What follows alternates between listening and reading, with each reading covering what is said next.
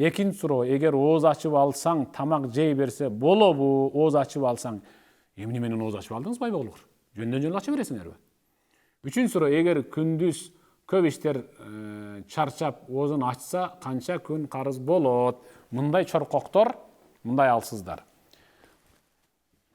Баш айланып, ооруп, кан басымы түшүп, кан диабети таптакыр көтөрүлүп, ашказандагы жара аябай ырбап, ушундай оор болгондо ачкан уруксат берген. Жөн эле тырнак алгыч менен муну алып канатып алып, ооз ачылды окшойт. Келеме жей берейин деген адам ал эң алсыз инсан. Кантип суроо берип атасыңар, кагылайындар. Эгер күндүзү көп иштеп чарчап, мен деле иштеп атам. Баарыбыз иштеп атабыз. Кыбыр эткенин бар иштеп атат.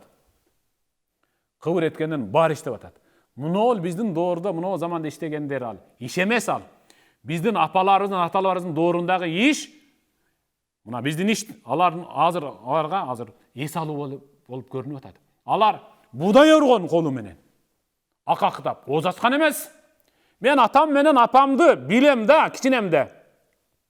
Эжем экөөбүз тамеки үзүп келгенде, биз эрте келип, эшиктин алдынан суу чачып шыпырат элек. Ошондо казанга эжем чуркап нары бери кылып, апам өзү байкуш, апам өзү ошондо ысыкта дагы ошо Саратанда тамеки үзүктө. Өзү ошо ысыкка барып тамак бышырчу экен. Кичинемде мен эстеп атам.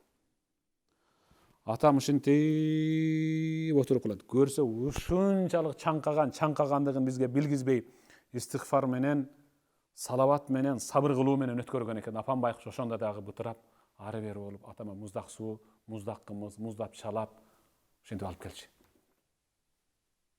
Алардын иштеген, биздин иштегенибиз алардын доорундагы эс алуу. Уялгыла мындай суроону бергенде.